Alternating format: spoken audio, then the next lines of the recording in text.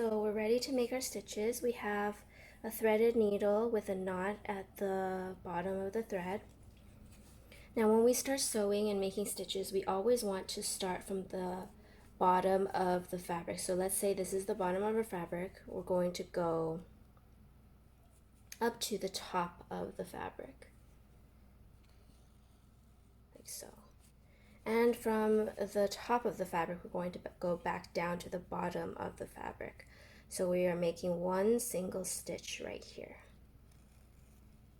One single stitch. So you see that one stitch right here?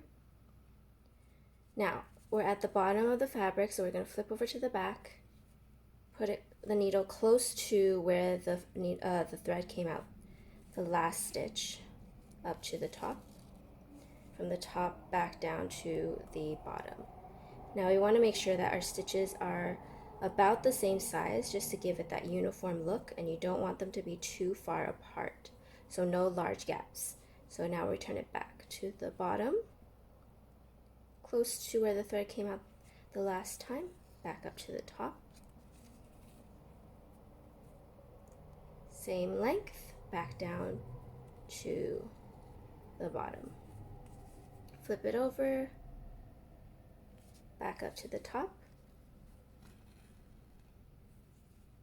From the top, back down to the bottom. So let's say I'm done for the day, I want to end my stitches. What you need to do is flip it over to the back side of the fabric. And from here, we're going to catch a little bit of fabric, like so. See, it caught a little bit right here. And we have a little loop, the circle.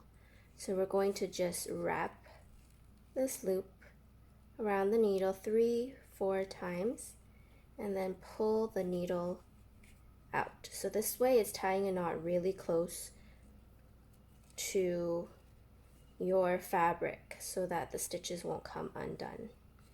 Now that I've tied the knot, I can just cut off this extra thread and cut off this extra thread right here.